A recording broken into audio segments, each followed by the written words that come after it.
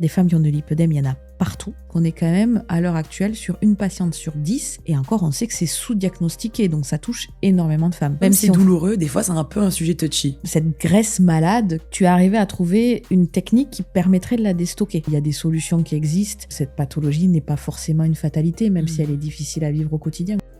Intimiste. Bonjour et bienvenue dans mon podcast Intimiste. Je suis Sab Santé, kinésithérapeute et ostéopathe de la femme, et aujourd'hui on va parler d'une pathologie spécifiquement féminine, le lipœdème, cette pathologie de la graisse dont j'ai déjà parlé sur mes réseaux sociaux. Vous avez les liens en légende pour voir exactement qu'est-ce que le lipœdème, comment ça s'exprime, mais aujourd'hui on va aller un petit peu plus loin dans la spécificité. J'ai avec moi Ophélie Vive-Talbot, kinésithérapeute spécialisée en dermatofonctionnel. Bonjour. Bonjour à tous. Et on va parler de la place de la kinésithérapie dans la prise en charge de ces patientes atteintes de lipœdème. Qu'est-ce que tu peux nous raconter, Ophélie ? Alors moi, le lipœdème, je l'ai connu pendant mes études, dans mes cours d'angiologie. Donc c'est vrai que dans mes études, le prof nous disait qu'on ne pouvait pas faire grand-chose. Mais dans la pratique, j'ai trouvé que c'était totalement autre chose, parce que j'ai été face à des patientes qui... Donc le lipœdème, c'est une maladie inflammatoire chronique qui peut être dégénérative quand c'est pas bien pris en charge. Et ces patientes-là, elles ont des signes... Enfin, on va les rencontrer avec des grosses douleurs, avec des jambes lourdes, avec parfois une grosse perte de mobilité. En tout cas, au niveau de la kiné, c'est les signes principaux qui vont nous intéresser. Et nous, on peut, en tant que kiné, même si on n'est pas spécialisé dedans, agir dessus. Alors déjà, tu as eu une chance inouïe d'en entendre parler pendant tes études, parce que moi, je ne suis pas tout à fait de ta génération, mais je n'en avais vraiment jamais entendu parler. Et pour le coup, c'est les réseaux sociaux, l'échange avec des consoeurs, d'autres kinésithérapeutes, des patientes atteintes de cette pathologie qui m'ont fait prendre conscience en fait de la réalité et surtout du nombre de patientes touchées. Parce qu'on est quand même, à l'heure actuelle, sur une patiente sur 10. Et encore, on sait que c'est sous-diagnostiqué, donc ça touche énormément de femmes. Bien sûr, il suffit de voir dans la rue, en fait, les jambes de tout le monde. Alors, faut être un peu curieux, mais on peut vite se rendre compte que c'est un peu plus qu'une femme sur 10. Alors nous, on a une déformation professionnelle. En tant que kiné, on aime bien regarder les gens. On aime bien analyser. Ne faites pas ça chez vous. Sinon, vous allez avoir des problèmes. Si vous allez avoir des problèmes, si vous n'avez pas l'œil aguerri pour regarder les corps des autres. Mais c'est vrai que moi, je fais ça aussi, en vrai. Quand je regarde le corps des femmes, maintenant, je me dis « Ah, mais c'est fou !» Mais c'est fou, et c'est aussi un peu difficile parce que, évidemment que je leur dis rien, parce que on dit pas au croisement d'une rue à quelqu'un je pense que tu as fortement du lipœdème. Et en même temps, j'ai tellement envie de leur dire, surtout les jeunes filles, ne te rends pas malade à faire des milliers de régimes pour perdre cette graisse qui ne partira pas. Ne fais pas des heures et des heures de sport et ce n'est pas ta faute. Exactement. Et surtout, ce n'est pas ta faute parce que, en fait, pour faire un rappel bref du lipœdème, c'est une graisse pathologique qui ne se déstocke pas à l'effort, qui ne se déstocke pas au déficit calorique. Et donc, du coup, ça met les patientes dans un échec constant. À l'heure actuelle, la société les culpabilise en leur disant que c'est leur faute, qu'elles font pas assez d'efforts. Et donc, du coup, si un jour vous avez des doutes, il y a les jambes lourdes, il y a la perte de mobilité, tu l'as dit, mais si vous rentrez dans un parcours de perte de poids choisi, désiré, que vous faites les choses bien en augmentant votre activité physique, en faisant attention à ce que vous mangez, et qu'en 3 à 6 mois, rien ne bouge, surtout consultez, mais consultez des médecins qui vous donneront une réponse thérapeutique, parce que si vous ne perdez pas de poids en faisant les choses bien, ce n'est pas de votre faute. Mais c'est ça, aujourd'hui, c'est un peu compliqué de trouver des professionnels de santé qui connaissent le lipœdème et qui connaissent bien. Moi, souvent, je peux avoir des discussions avec des professionnels qui me disent « Ah oui, le lymphodème ». Mais en fait, non, t'as pas compris. Désolée. Mais bon, la différence du coup entre le lipœdème et le lymphodème, c'est que le lymphodème, ça peut être asymétrique. Enfin, c'est souvent asymétrique. Ça touche aussi les extrémités, donc pieds et mains. Le lipœdème, pas du tout. Comme tu l'as dit, c'est de la graisse qui ne bouge pas malheureusement et qui peut aussi évoluer avec du lymphodème, avec des stades plus avancés. Parce qu'en effet, si on vulgarise un petit peu, cette graisse, elle est fibreuse et puis elle va un peu appuyer sur la tuyauterie du corps. Donc forcément, la circulation, elle est un peu entravée. Moi, j'aime bien expliquer ça à mes patientes. Donc c'est important de faire de la prévention aussi et d'être bien pris en charge. Intimiste. Du coup, qu'est-ce que tu conseilles à tes patientes quand elles viennent te voir? Puisque toi, pour le coup, tu as des techniques pour accompagner tes patientes atteintes de lipœdème et vraisemblablement, ça fonctionne. Tu améliores leur confort de vie.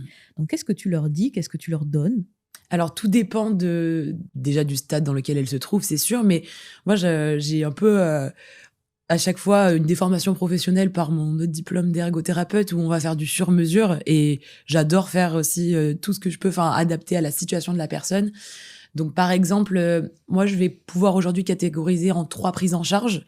Donc, le préopératoire, quelqu'un qui veut se faire opérer.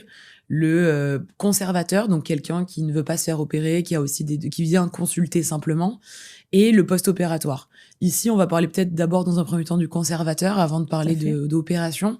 Pour le conservateur, tout dépend. Moi, ce que j'aime bien faire, déjà, c'est voir s'il y a un lymphodème. S'il y a un lymphodème, on va pouvoir drainer. Alors, les techniques de drainage, elles vont être différentes. On peut avoir la presso, on peut avoir le manuel ou on peut avoir l'appareillage, donc le drainage mécanique, par exemple. Moi, j'utilise LPG parce que je trouve que c'est une technique vraiment complète qui permet aussi je me suis rendu compte en l'utilisant sur mes patientes, de venir assouplir le tissu adipeux qui est fibreux et aussi avec des angiologues, on s'est rendu compte qu'on perdait en masse en masse graisseuse avec le temps. Et les patientes, elles se sentent beaucoup plus mobiles parce que c'est vrai que ça draine, oui, mais ça travaille au niveau cutané. Et si ça travaille au niveau cutané, ça fait un peu la poussière dans le corps, on va dire. Et du coup, on est plus souple et plus mobile. Donc ça, c'est vraiment, on va dire, ce pourquoi les gens me consultent parce que ils n'arrivent pas à trouver ça ailleurs. Après, moi, je vais faire tout ce qui est éducation thérapeutique avec elles. C'est-à-dire que je vais pouvoir conseiller une reprise d'activité physique si elles n'en font pas, ou l'adapter, parce que c'est vrai qu'il y a des choses qu'il faut éviter. Par exemple, les sports avec impact, c'est vraiment pas l'idéal. Par contre, il y a des techniques qu'on peut faire chez soi aussi, faire des exercices moi, j'aime bien dire la gym lymphatique. Typiquement, par exemple, faire revenir les pieds comme ça active la chasse lymphatique. Donc, ça permet de stimuler la circulation. On peut l'adapter aussi, on peut l'utiliser à la salle de sport. Faire du vélo, c'est hyper bon. Faire de tout ce qui est sport aquatique, pareil. Avec l'eau, ça fait une pression positive. Donc, c'est vrai que ça aide à drainer encore mieux. Il y a plein de petites choses qu'on peut faire. Et puis, c'est surtout écouter le patient. Je pense qu'aujourd'hui, c'est ce qui est le plus important. Enfin, moi, à mon sens. Et c'est comme ça qu'on pourra l'aider au mieux. Intimiste. Alors, je vais revenir sur une chose qui me paraît primordiale. Jusque-là, cette graisse malade qui ne se déstockait pas, dont je l'ai parlé au début, on disait qu'il n'y avait qu'une seule façon de s'en libérer, c'était l'opération. Donc, une chirurgie qui est plutôt réparatrice qu'esthétique, une liposuction qui est une liposuction particulière avec de l'eau injectée, maintenant avec potentiellement des lasers en bout de canule.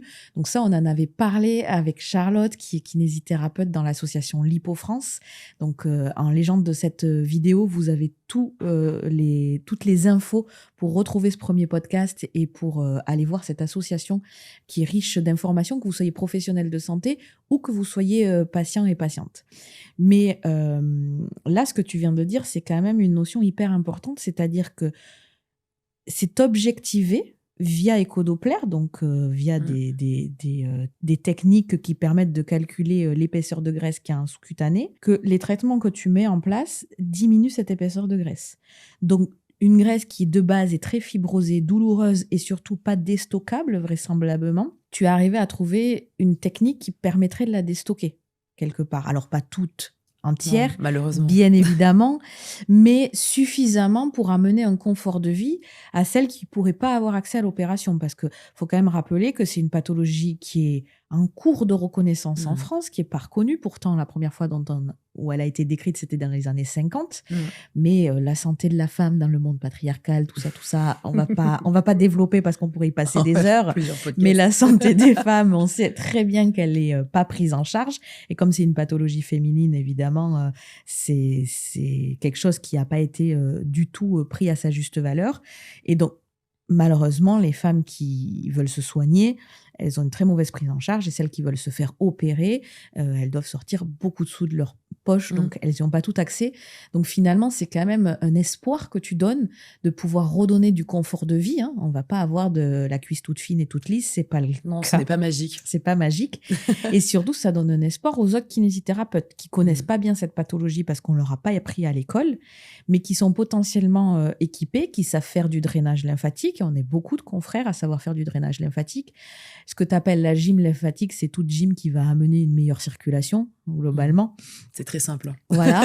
Je n'ai rien inventé. Tout à fait, mais c'est bien de le conceptualiser et de l'informer. Et tu as parlé, en fait, d'un appareil dont mes auditeurs connaissent bien l'existence, puisque je leur en parle souvent. Notre troisième main. Voilà, notre troisième main, le CELU-M6 de LPG. On n'en parle pas. Alors moi, je suis ambassadrice évidemment de la marque, mais toi, c'est pas le cas. Donc, nombreux sont les confrères kinésithérapeutes qui sont équipés et qui promeuvent cette technologie parce qu'en fait, ils sont tellement satisfaits des résultats patients qu'ils ont envie que tout le monde le sache. Et donc là, ce que tu touches du doigt et qui me paraît important, c'est que du coup, tous ceux qui sont équipés avec un CELU-M6, ils ont entre les mains déjà la technologie pour accompagner les patientes. Ils ont une des clés, oui, parce que pour moi, à mon sens, on peut tous les aider. Déjà, rien que de connaître le lipœdème, quand on va faire un bilan, par exemple, d'ortho classique, si en face de nous, on a quelqu'un qui s'est fait opérer du genou, imaginons, mais où on repère un lipœdème, déjà, rien que d'en parler à la patiente, lui demander, voilà, qu'est-ce que vous pensez de vos jambes, sans spécialement dire, excuse-moi, mais toi, je pense que tu as un lipœdème et que du coup, la patiente, elle sort toute chamboulée, elle sait pas ce que c'est, elle va aller sur les réseaux, elle va être un peu perdue. On ne peut pas poser le diagnostic. En plus, on peut pas non plus. Donc bon, mais déjà lui parler de lipœdème. Est-ce que dans la famille, voilà, vous avez des personnes qui ont aussi des jambes dites poteaux, etc. Enfin, amener le sujet en douceur et après pour rediriger vers des personnes qualifiées pour diagnostiquer. Est-ce qu'on peut avoir un impact sur la vie de chaque personne en fait? C'est quoi le tableau clinique classique pour qu'un kiné, ou que même les auditrices qui nous écoutent et qui sont pas kinésithérapeutes, puissent se dire, attends, j'ai des doutes, là, qu'est-ce qui va m'amener sur la voie de me dire, tiens, j'ai du lipœdème? Alors déjà, tu t'en as parlé, le fait d'avoir de la graisse qui ne parte pas, donc ça, c'est déjà très significatif, enfin, ça parle de soi. Ensuite, c'est une graisse qui est symétrique, qui ne touche pas les extrémités, et c'est une graisse qui est fibreuse. Et c'est une graisse douloureuse. On a souvent des ecchymoses aussi, enfin des bleus, au niveau des zones d'atteinte. Donc, on va dire que ça, c'est vraiment les signes cliniques classiques. Puis après, on a une lourdeur. On peut avoir, comme j'ai dit tout à l'heure, une perte de mobilité aussi. Mais c'est vraiment une répartition de graisse anormale. Par exemple, on peut avoir le cas typique des mollets qui sont un peu de la même largeur des cuisses et le haut du corps très fin. Ça, c'est le cliché, on va dire, du lipœdème. On rappelle que le lipœdème, ça ne touche pas que les femmes obèses. Oui. Vraiment. Cette graisse dysfonctionnelle, elle peut arriver chez des femmes qui font du 36. Bien sûr. Moi, j'ai même ma collègue angiologue qui avait une femme anorexique en face d'elle et qui avait du lipœdème. Donc, comme quoi... Tout à fait. Même dans des cas extrêmes, on peut en avoir. Tout à fait. Donc vraiment, si vous avez des doutes, n'hésitez pas à consulter. Effectivement, le kinésithérapeute peut être un professionnel de recours pour la qualité de vie, peut être un professionnel de recours pour vous accompagner vers un possible diagnostic. Il peut avoir l'œil professionnel de vous dire peut-être que ça vaut le coup d'aller consulter. Et on rappelle que c'est donc un angiologue qui pose le diagnostic. Hein. C'est pas un médecin lambda, c'est un angiologue avec un écho-doppler. Exactement. Intimiste. On a parlé des femmes qui souhaitaient un traitement conservateur ou qui ne pouvaient à l'heure actuelle que se diriger vers un traitement conservateur. On voit qu'il y a plein de choses à faire pour améliorer leur qualité de vie. Mais il y a quand même toutes celles qui décident de se faire opérer. Et donc, qu'est-ce que tu fais du coup en préopératoire ? Alors déjà, j'ai pas précisé, mais dans le conservateur, on a aussi les bandages multicouches et des techniques myofaciales. Donc là, les techniques myofaciales, elles sont accessibles à tous les kinés de venir avec ses doigts essayer de détendre un peu la fibrose. Alors c'est un peu moins fun pour le patient, mais ça marche aussi, ça assouplit au niveau des articulations, venir faire une sorte de massage un peu tonique pour venir détendre dessous. C'est déjà, moi je sais qu'avant d'être équipée, j'avais pu tester ça en recours un peu en essayant. Et au final, ça marche quand même aussi, donc on peut agir. Plus le port de contention. Pour les kinés qui nous écoutent, ça paraît une évidence. C'est-à-dire à partir du moment où il y a une fibrose tissulaire et que les tissus ne glissent pas les uns par rapport aux autres, ça pose problème. Donc, comme c'est douloureux, des fois, c'est un peu un sujet touchy.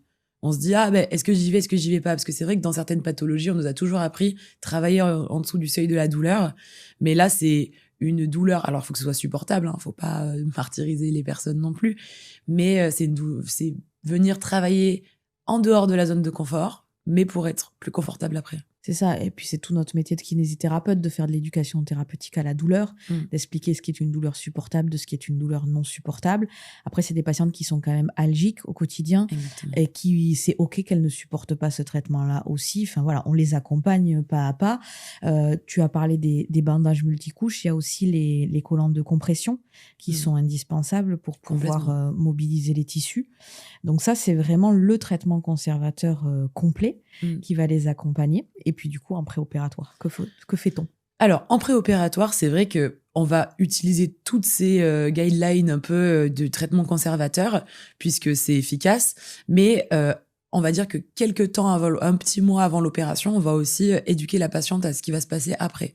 Donc, on va lui expliquer qu'il faut bien porter sa contention, parce que c'est vrai qu'on est venu décoller, entre guillemets, je vais le vulgariser, mais décoller la peau, et donc, il faut que, avec la gravité, elle ne tombe pas. Donc, la contention, elle va permettre de drainer, mais elle va permettre aussi de recoller un petit peu, on va dire, la peau aux tissus qui sont sous-jacents. Ensuite, nous, on s'est rendu compte avec des chirurgiens qu'en fait, d'utiliser encore une fois une technique d'endermologie, lorsque la patiente, elle est au bloc opératoire, les tissus sont plus souples. Et du coup, c'est plus facile pour lui de travailler, parce que si vous allez voir sur Internet, on a le gras sain, qui va être comme un peu une couenne de jambon, et le gras lipœdème, qui lui va être très fibreux. Donc, en fait, nous, en kiné, on va venir faire assouplir tout ça. Et lorsque le chirurgien va ouvrir, ce sera plus doux. Et le post-op sera plus simple et plus agréable, même si ça reste pas une partie de plaisir. C'est que la chirurgie, quand même, comme on dit, ils y vont pas avec le dos de la cuillère. Hein, c'est violent. C'est pas des papouilles. Non. Clairement pas. Et cette graisse pathologique, les chirurgiens, ils se retrouvent en butée. Donc, c'est une liposuction, c'est une canule qui passe entre la peau et les muscles pour aller chercher la graisse.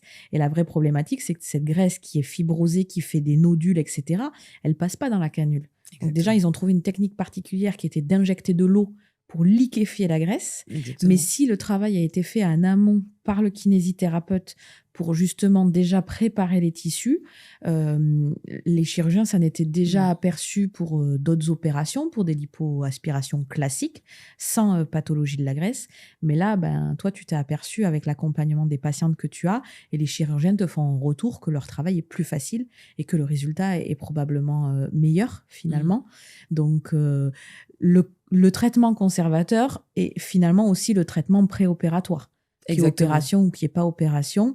Ce qui serait dommage, c'est surtout que les chirurgiens qui nous écoutent, s'il y en a qui nous écoutent, les kinés qui voient des patientes qui ont du lipœdème et qui entendent qu'elles vont se faire opérer, ou les patientes qui ont choisi de se faire opérer, qu'elles se disent, je paye déjà cher mon opération, je vais pas faire des traitements en plus parce que j'ai pas le budget, parce que j'ai pas envie d'investir de l'argent dans cette prise en charge, alors que factuellement, de dépenser un tout petit peu plus pour avoir une prise en charge de kinésithérapie les 3 mois avant l'opération, le mois avant l'opération, ça va pérenniser les résultats, ça va avoir des résultats meilleurs en post-op, un confort aussi plus agréable, parce que si la chirurgie est moins traumatisante, ça fait moins mal après. Bien sûr. Donc tout ça mis bout à bout fait qu'en fait, elles ont tout à gagner à faire un traitement conservateur avant l'opération. Complètement.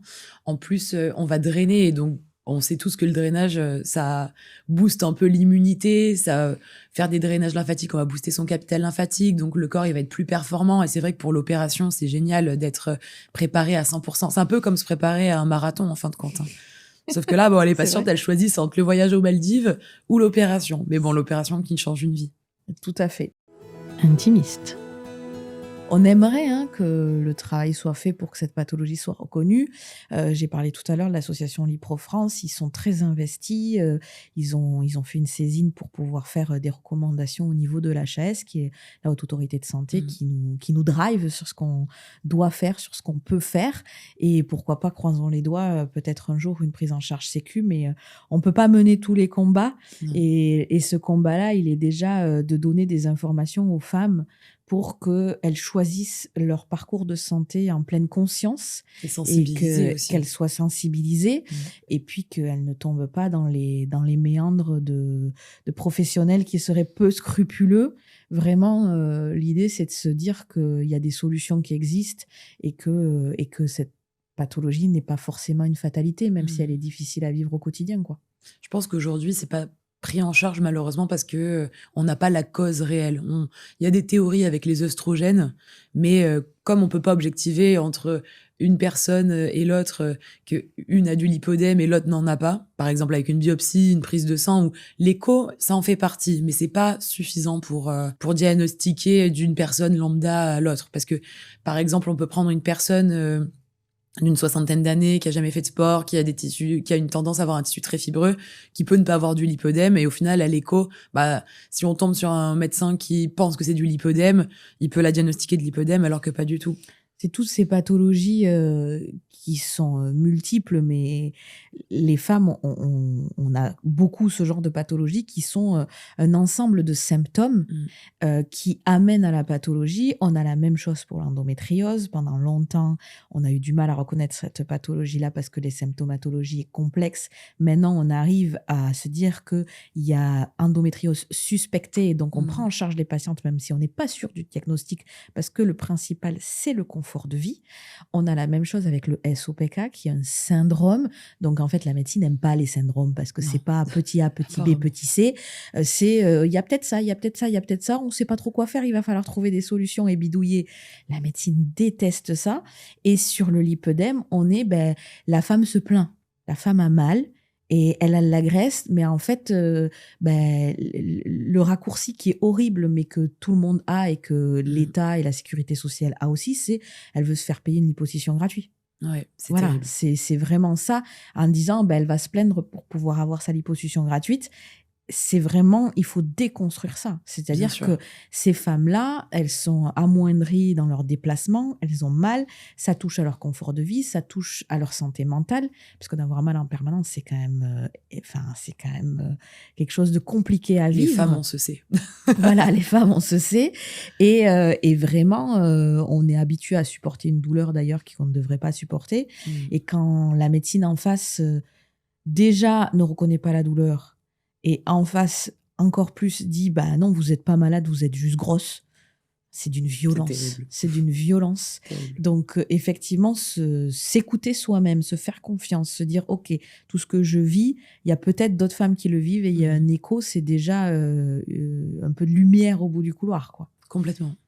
Et du coup, pour la prise en charge finale, on va dire, en post-opératoire, qu'est-ce que tu as comme spécificité à proposer aux patientes ? Alors là, ça va être différent de tout ce dont on a parlé juste avant, puisque en post-op, donc, elles ont de l'œdème, qui là, pour le coup, est liquidien, vu qu'il y a eu l'opération.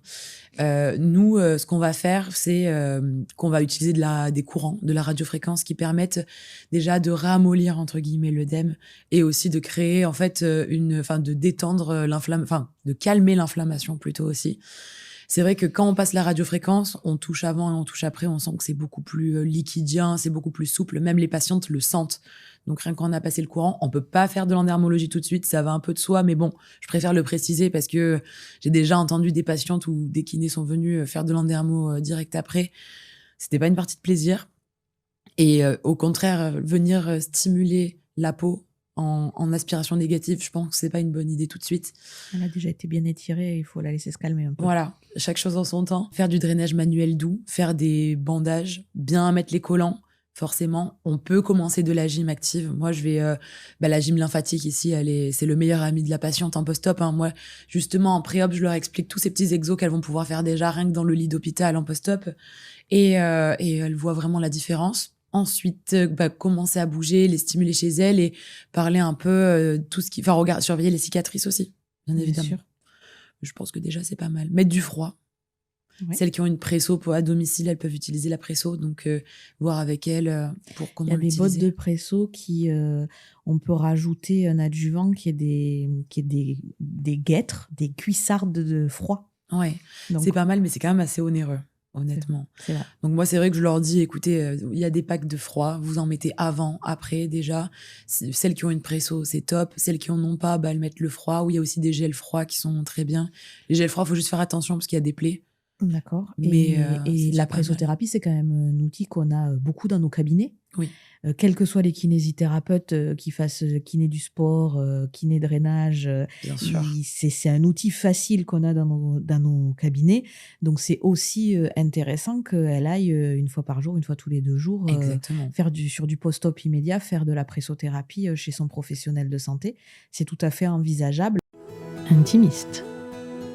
Moi, ce que j'ai envie de transmettre comme information aux kinésithérapeutes qui nous écoutent, c'est que il y a vraiment des femmes qui sont opérées partout. Potentiellement, elles peuvent aller loin de chez elles pour se faire opérer, mais le traitement conservateur, le pré-op et le post-op, elles auront besoin que ça soit à côté de chez elles. Elles vont pas prendre 2 mois de location pour pouvoir avoir tous ces soins à côté de là où elles se font opérer. C'est pas quelque chose de réservé à une population parisienne, à une population très spécifique. Je veux dire, des femmes qui ont de l'hypodème, il y en a partout. Des femmes qui décident de prendre en charge cette pathologie, quel que soit le budget, qui font un prêt à la banque, qui font un prêt familial, il y en a partout. Et elles ont besoin de l'accompagnement des kinés partout en France, en fait. Exactement. Il faut pas se dire « Ah non, mais moi, je le fais pas parce que je suis dans une région où faire payer des soins, accompagner des gens, c'est compliqué. » Non, elles ont besoin de vous. Elles ont besoin de cette prise en charge. Et puis, c'est un parcours de vie long et compliqué parce qu'il n'y a pas qu'une seule opération. Ça, on l'a pas précisé. On l'a pas précisé. Mais il y a les mollets, il y a les cuisses. Des fois, il y a les cuisses en 2 ou 3 fois en fonction du volume de C'est graisse. ça. Il peut y avoir le ventre, il peut y avoir les bras. Donc, elles sont parties sur un parcours opératoire qui peut durer 1 à 2 ans au moins. Et l'accompagnement que nous, kinésithérapeutes, on peut avoir, les mots qu'on sait donner à nos patients, le soutien émotionnel, le fait d'être là quand elles en ont marre, quand c'est difficile, c'est quelque chose qu'elles ont besoin aussi et que quelque part on leur doit.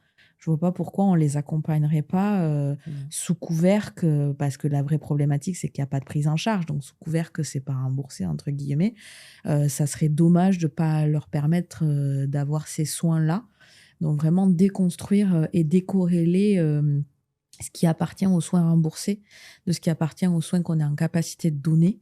Et écouter encore une fois les femmes, si elles ont envie d'avoir ces soins-là, profitons-en pour leur donner, quoi. C'est clair. Est-ce que du coup, tu as une autre approche? Est-ce que tu rajoutes autre chose ou c'est vraiment le conservateur, comme tu as dit, avec les bandages, les contentions, la gym, l'activité physique et puis toutes tes techniques manuelles de drainage, de mobilisation des tissus qui s'extrapolent sur le préopératoire et puis le spécifique post-opératoire? Après, sur le long terme, avec le post-op, moi, forcément, je réutilise ma 3e main, on va dire, pour homogénéiser le tout, parce que c'est vrai que ça permet de ramollir les derniers petits œdèmes qui restent et d'avoir ce travail cutané, en fait, que nos mains ne sont pas capables de faire.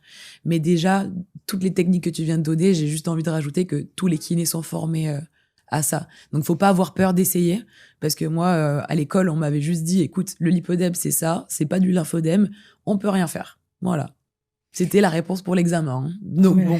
Et puis c'est des patients. En fait, c'est les patientes qui m'ont appris toutes ces techniques-là. C'est en essayant, c'est en fait en essayant d'avoir un bon raisonnement clinique aussi et une vision globale. C'est-à-dire que moi, le travail d'endermologie en pré-op, j'ai regardé sur les sites d'articles scientifiques et puis on a vu que c'était utilisé pour une liposuction classique.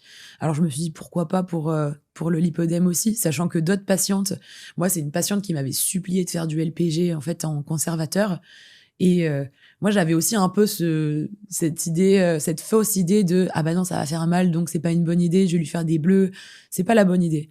Au final elle m'a supplié et avec une machine, avec des bons réglages, quand on l'utilise bien, on fait de belles choses au final. Donc merci de m'avoir supplié. Il faut écouter nos patientes. Elles ont la réponse. Elles ont la réponse. C'est vraiment notre job de kiné, c'est pas de tout savoir, c'est de bien faire. Par contre, on se doit de donner le meilleur de nous-mêmes. Quand on est bien formé sur des techniques qu'on maîtrise, comme tu dis, en écoutant les femmes et en ayant un minimum de raisonnement clinique, on peut leur apporter du mieux-être. Et puis, l'idée, c'est que les choses vont aussi se structurer. j'ose espérer que de plus en plus, il y aura des formations, des topos, un parcours de soins. Un parcours de soins pour les patientes et puis pour nous, professionnels de santé, des solutions pour avoir plus d'informations. Parce que je sais très bien qu'il y a des gens qui vont avoir regardé ce podcast, qui vont se dire, c'est bon, demain, je m'y mets. Et puis, il y en a des confrères qui vont se dire, en fait, ça me suffit pas, j'ai besoin quand même d'un petit cours avec un petit A, un petit B, un petit C, parce que j'ai besoin d'être sûre de moi quand je vais aller voir les patients. Donc, c'est en cours, c'est en réflexion. On mettra les informations à les gens de ce podcast quand elles seront sorties. Mais on va se structurer pour et j'ai pour déjà former sur les mon confrères. LinkedIn aussi, pour ceux qui veulent, j'avais mis en place, en fait, j'avais des patientes qui venaient en dehors de Paris, qui venaient de loin, d'Auvergne, de Marseille. Elles écouteront ce podcast, elles se reconnaîtront. Et qui étaient suivies aussi par un autre kiné, chez elle, qui ne connaissait pas trop ou était un peu frileux. Donc, j'avais fait au début des petites guidelines, sauf que je me suis dit, pourquoi pas structurer un peu ça, faire un bilan avec les recommandations en fonction de la prise en charge, et enfin du moment de prise en charge. Et il est disponible sur LinkedIn, accessible à tous pour ceux qui veulent. On mettra le lien aussi en légende de ce podcast. Voilà. C'est déjà un petit truc. Merci beaucoup pour ces renseignements, pour ces informations qui sont extrêmement importantes pour nous, professionnels de santé, bien évidemment, pour les patientes aussi.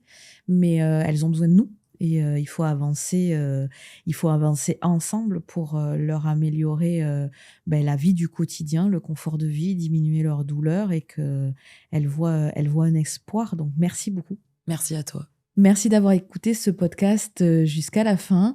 N'hésitez pas à vous abonner pour ne rater aucun épisode. Si vous écoutez ce podcast sur les plateformes d'écoute, n'hésitez pas à mettre des étoiles, des avis. Vous savez que c'est ça qui fait vivre mon contenu.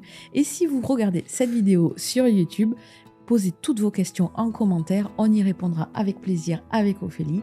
Et je vous retrouve très vite dans mon prochain épisode d'Intimiste. Merci chers auditeurs pour votre écoute. On se retrouve très prochainement dans Intimiste, l'équipe de l'intime à votre service.